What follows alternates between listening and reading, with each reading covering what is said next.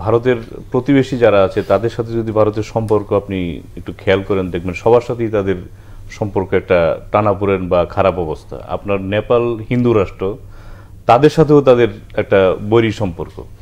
তো আসলে কি ভারতের নীতির মধ্যে কোনো ভুলের কারণেই কি এ ধরনের সম্পর্ক তৈরি হয়েছে? দেখুন, ভারত দক্ষিণ এশিয়ার মানে একটা আয়তনের দিক থেকে, জনসংখ্যার দিক থেকে বৃহত্তম দেশ এবং অর্থনীতিতেও বড়। তো সেই জায়গা থেকে মানে ধরুন একটা দক্ষিণ এশিয়ার দেশগুলোর সাথে তার সুসম্পর্কের একটা গুরুত্বপূর্ণ জায়গা কিন্তু তাদের দিক থেকেও উদ্যোগটার উপরে অনেকাংশে নির্ভর করে। সুসম্পর্কের ভিত্তিতেও পারস্পরিক মর্যাদা এবং যাকে বলে যে পারস্পরিক স্বার্থের যে ন্যায্যতা, সেটার উপর দাঁড়ায়। আপনি আমাকে যদি বঞ্চিত করতে থাকেন ক্রমাগতভাবে, তাহলে তো সেটা সুসম্পর্ক হবে না। সেটা কোনো একটা আমার দুর্বলতার কারণে আমি আপনার কাছে হয়তো নতজানু থাকতে পারি, কিন্তু তার মানে তো এটা সুসম্পর্ক হলো না। তো বাংলাদেশের ক্ষেত্রে ওই জিনিসটা হয়েছে। এখানকার শাসকরা তাদের নিজেদের দুর্বলতার কারণে নতজানু থেকেছে। এখন এইটার কারণটা হচ্ছে যে একটা দেশে সভারেন্টি কেবল তার অনেকগুলো শক্তির উপর নির্ভর করে, তার মধ্যে জনগণের শক্তিটা খুব বড়।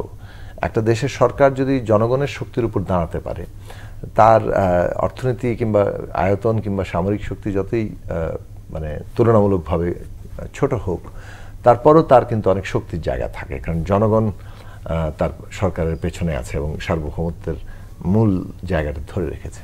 এখন এটা থাকে হচ্ছে ওই দেশের অভ্যন্তরীণ রাজনৈতিক ব্যবস্থার উপরে।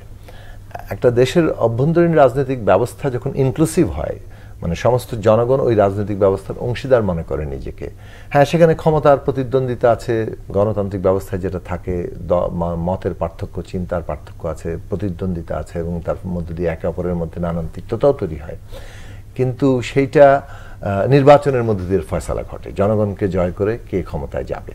এই ধরনের একটা নির্বাচন মধ্য দিয়ে শান্তিপূর্ণ ক্ষমতা হস্তান্তর এবং ন্যায় বিচারের একটা ব্যবস্থা যখন থাকে এবং এগুলো করার জন্য প্রয়োজনীয় প্রতিষ্ঠান, ক্ষমতার ভারসাম্য যখন থাকে, তখন ওই দেশের অভ্যন্তরীণ রাজনৈতিক ব্যবস্থাটা ওই শক্তিটা অর্জন করে যে সে রাজনৈতিক বিরোধকে মানে ম্যানেজ করার, মানে ওইটাকে নিয়ে চলার মতো ক্ষমতা সে অর্জন করে এবং এর মধ্যে জনগণকে ঐক্যবদ্ধ রাখার ক্ষমতা সে অর্জন করে। ওইটাই হচ্ছে তার সার্বভৌমত্বের প্রধান গ্যারান্টি কিংবা চাবিকাঠি। এখন এই যেসব দেশ এইটার শক্তি অর্জন করে, সে কিন্তু তখন আর ওই নতজানু জায়গাতে যেতে চায় না। ফলে আমরা দেখব যে গণতান্ত্রিক দেশ কখনো নানাভাবেই নতজানু নীতির বিরোধিতা করছে এবং সেটা নিয়ে হয়তো যারা একটু আধিপত্য বিস্তার করতে চায় তাদের সাথে একটা কনফ্লিক্ট কিংবা একটা বিরোধ সৃষ্টি হচ্ছে। এখন এই বিরোধ তৈরি হওয়া তো যে কোনো দেশের, যদি আমাদের স্বার্থের কারণে অপর দেশের সাথে আমাদের ক্রমাগত আমাদের নিজেদের স্বার্থের দাবি আদায় করতেই চেষ্টা করতে হয় এবং তার জন্য যা যা পদক্ষেপ সেগুলো নিতে হয়, সেটা তো নিতে হবেই। সেটার মধ্যে তো সেটাই তো জনগণের আকাঙ্ক্ষার জায়গা। দেশের স্বার্থ ছেড়ে তার কোনো কারোর সাথে সম্পর্কের প্রশ্ন নেই। ফলে আমরা ওই জায়গাটা দেখেছি যে সম্পর্ক নতজানু মানে হচ্ছে আপনার ভালো সম্পর্ক, কিন্তু প্রকৃত অর্থে নতজানু অবস্থা নাই, সেইখানে অভ্যন্তরীণ রাজনৈতিক ব্যবস্থা শক্তিশালী, তখনই দেখা যাচ্ছে ভারতের সাথে একটা কোনো না কোনো ক্ষেত্রে সম্পর্কের একটা বৈরিতা অথবা কিছুটা মেঘ জমা দিচ্ছে। তার মানে ভারতের দিক থেকে এই জায়গাটা যেটা অভিযোগ দক্ষিণ এশিয়ার বিভিন্ন দেশের, সেটা তো একটা বাস্তব প্রমাণ ঘটছে।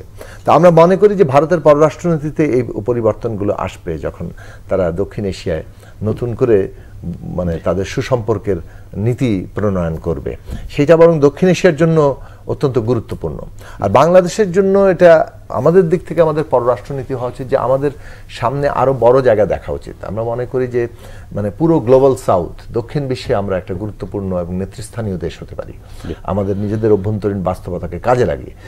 সে কারণে আমাদের অভ্যন্তরীণ রাজনৈতিক ব্যবস্থা এবং আমাদের পররাষ্ট্রনীতি দুটোই ওই মুখী হওয়া উচিত।